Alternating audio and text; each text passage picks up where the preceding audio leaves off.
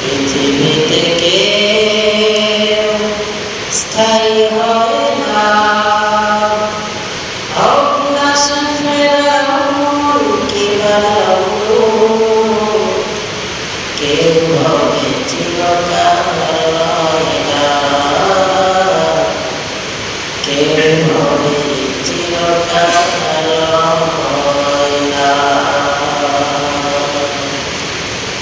আলহামদুলিল্লাহ, সৃষ্টির মহান স্রষ্টা আল্লাহর দরবারে লাখ কোটি শুকর সুজুদ যে মহান রব আমাদেরকে দুনিয়ার সমস্ত ঝামেলা থেকে ফাঁক করে আল্লাহ পাকের ঘর মসজিদ দুনিয়ার মধ্যে সর্বোত্তম জায়গায় সর্বোত্তম ইবাদত সালাত আদায়ের উদ্দেশ্যে আমাদেরকে একতাবদ্ধ হওয়ার মতো তৌফিক দান করেছেন। এজন্য সকলেই নিয়ামতের শুকর আদায় করে মুসলমান হিসাবে ঈমানের আওয়াজকে উঁচু করে আওয়াজে উঁচু কণ্ঠে কালেমার শুকর আদায় করি, সকলেই জবান খুলে করি আলহামদুলিল্লাহ। সকলেই জবান খুলে স্বাধীন দেশে স্বাধীন নাগরিক হিসাবে স্বাধীন নাগরিকের মনোভাব অন্তরের মধ্যে নিয়ে আবার শুকর আদায় করে করি আলহামদুলিল্লাহ। অতঃপর যে আল্লাহ তাআলা আমাদেরকে আমাদের জান্নাতের রাস্তা সহজ হওয়ার জন্য জাহান্নাম থেকে ফিরে জান্নাতের দিকে নিয়ে যাওয়ার জন্য যুগে যুগে লক্ষাধিক নবী রাসূল পাঠিয়েছিলেন। তাদের মধ্যে সর্বশ্রেষ্ঠ নবী জনাবে মুহাম্মদ মুস্তাফা সাল্লাল্লাহু আলাইহি ওয়াসাল্লাম। মুহতারাম সামিঈন, কোরআনুল কারীমের আয়াতের মধ্যে হতে তিন জায়গা থেকে তিনটি আয়াত কারীমা তেলাওয়াত করেছি। রাসূল আকরাম সাল্লাল্লাহু আলাইহি ওয়াসাল্লামের হাদিসে মুবারাকার মধ্যে হতে দুটি হাদিস পাঠ করা হয়েছে। তেলাওয়াত আয়াত ও হাদিসের মধ্যে আলোচনার বিষয়বস্তু হল জুলুম, অন্যায়, অবিচারের ফলাফল। গত সপ্তাহে কিঞ্চিৎ আলোচনা করা হয়েছিল, তারই ধারাবাহিকতায় এ সপ্তাহেও কিছু বলা হবে ইনশাআল্লাহ। ইন্না শিরকা লাযুলমুন আযীম, নিশ্চয় শিরক করা হলো সবচেয়ে বড় জুলুম। সবচেয়ে বড় জুলুম কি? শিরক করা। শিরক মানে আল্লাহ তাআলার সঙ্গে অংশীদারিত্ব করা। শিরক করা মানে আল্লাহ তাআলার সঙ্গে অংশীদারিত্ব করা। সবাই সমান করে বলেন, শিরক মানে কি? কথা বলা, আল্লাহ পাকের সঙ্গে অংশীদারিত্ব করা। মানে আল্লাহ পাক যা পারে ভিন্ন কোনো মাখলুক তা পারে এ কথা বিশ্বাস করার নামই হলো শিরক। মানে আল্লাহ যা দিতে পারে ভিন্ন কোনো মাখলুক তাই দিতে পারে, আল্লাহ যা করতে পারে ভিন্ন কোনো মাখলুক তা করতে পারে, এ কথার উপরে বিশ্বাস করাটাই হলো শিরক। মানে আল্লাহ পাকের সঙ্গে অংশীদারিত্ব করা। শিরক সবচেয়ে বড় জুলুম। আজকে শিরক থেকে যতই আমরা বাঁচতে চাই, শিরক আমাদেরকে চতুর্দিক থেকে গ্রাস করে বসে। রাসূল আকরাম সাল্লাল্লাহু আলাইহি ওয়াসাল্লামকে আল্লাহ তাআলা দুনিয়াতে পাঠিয়েছিলেন প্রথমত দুই কারণ। কয় কারণ? কথা বলে না। রাসূলকে আল্লাহ তাআলা দুনিয়াতে পাঠিয়েছিলেন প্রথমত দুই কারণ। কয় কারণ? এক নাম্বার অন্ধকারকে দূর করার জন্য। দ্বিতীয় নাম্বারে আল্লাহ তাআলা রাসূলকে দুনিয়াতে পাঠিয়েছিলেন মূর্তি সংস্কৃতিকে অপসারণ করার জন্য। প্রথমত আল্লাহ তাআলা রাসূলকে পাঠালেন অন্ধকারকে যুলমতকে দূর করার জন্য। দ্বিতীয়ত আল্লাহ পাক রাসূলকে পাঠালেন মূর্তি সংস্কৃতিকে দুনিয়া থেকে অপসারণ করে দেওয়ার জন্য। আজকে মূর্তি সংস্কৃতি আমরা যতই মন থেকে ঘৃণা করি, কিন্তু রাষ্ট্রপ্রধান যদি চায় যে রাস্তা মোড়ে মোড়ে ভাস্কর্য বানিয়ে প্রত্যেকটা ভবনের সামনে প্রস্তর ফলক করে প্রত্যেকটা সরকারি অফিস আদালতের মধ্যে প্রস্তর ফলক করে বা ছবি রেখে দেওয়া হয়, তাহলে এই জুলুম থেকে আপনি কিভাবে দূর হতে পারি? রাষ্ট্রপ্রধান যদি চায় যে ঢাকা বিশ্ববিদ্যালয়ের সামনে বা আন্তর্জাতিক বিমানবন্দরের সামনে বাবার ভাস্কর্য করতে হবে, বাবার মূর্তি করতে হবে, তাহলে এ থেকে আমরা কিভাবে বিস্তার পাইতে পারি?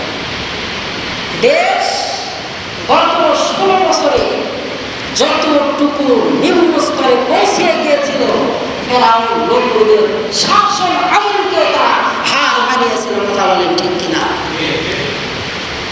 গত 16 বছরে দেশটাকে তারা শোষণ করেছে, দেশটাকে লন্ড ভন্ড করে দিয়েছে। বাঙালি হিসাবে মানুষের সম্মুখে আমরা পরিচয় দিব, এই পরিচয় দিতে লজ্জা সম্মুখীন হতে হয়েছে। কোন দেশে বসবাস করে? বাংলাদেশে। দেশটাকে তারা মূর্তির দেশ হিসাবে আখ্যায়িত করতে চেয়েছিল, কিন্তু রাখে আল্লাহ, মারে কে? মারে আল্লাহ, রাখে কে? এক সময় শায়েখের চরমনায় বলেছিলেন যে ধরায় পায়ে মূর্তি ভাস্কর্য বানিয়েন না, কারণ ক্ষমতা চিরকাল থাকে না। আজ আছে ক্ষমতা, কাল নেই। সকালে আছে ক্ষমতা, দুপুর বেলা নেই। আজকে দেশে আসি, দুপুর বেলা এমনও তো হতে পারে একেবারে ঘৃণিত, একেবারে নিকৃষ্ট পতন আল্লাহ তাআলা দিয়ে পিছনের দরজা পালিয়ে যাওয়া লাগতে পারে, এমন সময় আসতে পারে। কথা বলেন ঠিক কিনা? মূর্তি সংস্কৃতিকে অনুসরণ করার জন্য রাসূল আসলেন, আর আমাদের দেশের ভেতরে মূর্তি সংস্কৃতি কেমন জানি এমন পর্যায়ে পৌঁছে গিয়েছিল, যেখানে তাকায় সেখানে ভাস্কর্য, যেখানে তাকায় সেখানে মূর্তি। কিন্তু বাংলা সোনার ছেলেরা দেখিয়ে দিল যে আমরা রাসূলের অঙ্গ, আমরা দ্বীন ও ইসলামকে ভালোবাসি। সব মূর্তিগুলোকে তারা ভেঙ্গে ভেঙ্গে টুকরো টুকরো করে দিয়েছে। এর চাইতে বড় দুঃখের সংবাদ, এর চাইতে বড় আনন্দের সংবাদ আর কি হতে পারে যে এখন মোটামুটি বলাই যেতে পারে যে মূর্তি মুক্ত বাংলাদেশ। কথা বলেন ঠিক কিনা? মূর্তি মুক্ত বাংলাদেশ বর্তমানে। কিন্তু বাংলাদেশ থেকে সব ইসলাম বিদ্বেষীদেরকে এভাবে মেরে পিঠে তছনছ করে দেওয়া দরকার।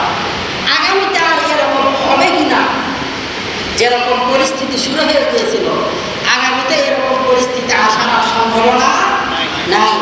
যে যাই কিছুই বানাইতে চান না কেন, মনের ভিতরে একটা আসবে যে জাতির পিতা বলে যাকে বলা হয়েছিল।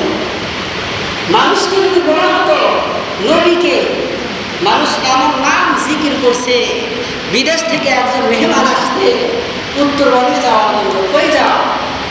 যাইতে যাইতে বঙ্গবন্ধু সেতু পার হওয়ার পরে, যমুনা সেতু পার হওয়ার পরে বড় এক চত্বরে গিয়েছে। কি চত্বর? এটা বঙ্গবন্ধু চত্বর। ফেরার পথে এত বড় ব্রিজ, কি ব্রিজ? বঙ্গবন্ধু ব্রিজ। এবার বিদেশি মেহমান ঢাকায় গিয়েছে, যাওয়ার পরে দেখে রাতের অন্ধকারে বাতি জ্বলে চতুর্দিক থেকে। কি এটা? বঙ্গবন্ধু স্টেডিয়াম। কিছুক্ষণ পরে মারামারি লাগছে। মারামারি লাগার পরে বিদেশি মেহমানের মাথায় এসে একটা বাড়ি করছে, বাড়ি করার পর অজ্ঞান হয়ে গেছে। তো ধরে কোনো রকম বঙ্গবন্ধু হাসপাতালে গেছে। নেওয়ার পর ঘোষ ফেরার পরে বলছে কোথায় এখন? বঙ্গবন্ধু হাসপাতালে। বঙ্গবন্ধু আমার কে রে? যেখানে যাই সেখানেই বঙ্গবন্ধু। তোদের হাতে ধরি, পায়ে করি, এরপরে আমাকে আর বঙ্গবন্ধু কবরস্থানে নিও না। এত নাম জমা করছে যে মানুষ নবীর নাম বলার বাদ দিয়ে বঙ্গবন্ধুর নাম জপে। কয়েক সপ্তাহ আগেই বলেছি যে একজনকে বলা হয়েছিল আমাদের নবীর নাম কি, বলে ফেলছে বঙ্গবন্ধু। এত নাম জপছে, এতটুকু নাম যদি আল্লাহ আল্লাহ পাকের রাসূলের জপত, ওই ব্যক্তির জন্য আল্লাহ পাকের জান্নাত ওয়াজিব হয়ে যেত। কথা বলেন ঠিক কিনা? সব জুলুমের অবসান ঘটবে, সব জুলুম একটা সময় পার হয়ে যাবে। দেশ একটা সময় জুলুমের মধ্যে ছিল, দেশের মানুষ স্বাধীনভাবে কথা বলতে পারত না। সবচেয়ে উন্মুক্ত জায়গা পুরো দেশের মধ্যে, পুরো পৃথিবীর মধ্যে সবচেয়ে উন্মুক্ত জায়গা। এই মিম্বরের কথা বলতে বাধার সম্মুখীন হতে হয়েছে। এই মিম্বরের কথা বলতে অনেক আলেমকে ফাঁসির কাস্টে ঝুলতে হয়েছে, অনেক মানুষকে, অনেক আলেমকে, অনেক জাননেওয়ালা ওলামায়ে কেরামদেরকে নির্বিচারভাবে হত্যা করা হয়েছে, শুধুমাত্র মিম্বর থেকে হক কথা বলার কারণে। মুফতি জসিমউদ্দিন রহমানী আল্লামা মামুনুল হক যে মাদ্রাসার মুহতামিম, ওই মাদ্রাসার শিক্ষক, একটা সময় নাস্তিক রাজীব রাসূল আকরাম সাল্লাল্লাহু আলাইহি ওয়াসাল্লামকে নিয়ে কটূক্তি করেছিল, অনেক বাজে মন্তব্য করেছিল, গালি দিয়েছিল। বিশ্ববিদ্যালয়ের ছাত্রগুলো খুব চতুর, তারা রাসূলের হাদিস পড়ে পড়ে জানতে পেরেছে যে যে ব্যক্তি রাসূলের দুশমনি করে রাসূলের সঙ্গে রাসূলকে গালি দেয়, তাদের দুনিয়াতে থাকার আর কোনো অধিকার নেই, তাদেরকে কতল করে দাও, তাদেরকে হত্যা করে দাও। রাসূলের হাদিস অনুসরণ করতে গিয়ে একটা সময় কুখ্যাত নাস্তিক রাজীবকে কয়েকজন বিশ্ববিদ্যালয়ের ছাত্রকে হত্যা করে। হত্যা করার পরে তাদেরকে আসামি হিসেবে বিশ্ববিদ্যালয়ের ছাত্রদেরকে গ্রেফতার করা হয়েছে। একটা সময় মুফতি জসিমউদ্দিন রহমানী মসজিদের বিপ্লবে দাঁড়িয়ে বলেছিল, আজকে তোমরা কাদের হাতের ভিতরে হ্যান্ডকাপ লাগিয়েছো, কাদেরকে তোমরা জেলখানার ভিতরে আটকে রেখেছো, অথচ তাদেরকে রাষ্ট্রীয় বীর উপাধি দেওয়ার কথা ছিল। কারণ রাসূলের দুশমনকে ধরা হয়েছে। তারা খুঁজে খুঁজে খুঁজে খুঁজে বের করলো যে আসলে মূলত বিশ্ববিদ্যালয়ের ছাত্ররাই শুধু রাজীবকে হত্যা করেছে না, মুফতি জসিমউদ্দিন রহমানের নির্দেশেই তাদেরকে হত্যা করা হয়েছে, তার বক্তব্যের কারণেই তাদেরকে হত্যা করা হয়েছে।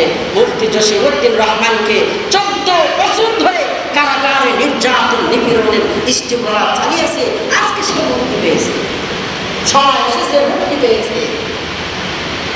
জুলুমের অন্ধকার থেকে আস্তে আস্তে সবাই বেরিয়ে আসবে, কিন্তু যারা জালেম তাদের অবস্থা আরো করুণ হয়ে যাবে।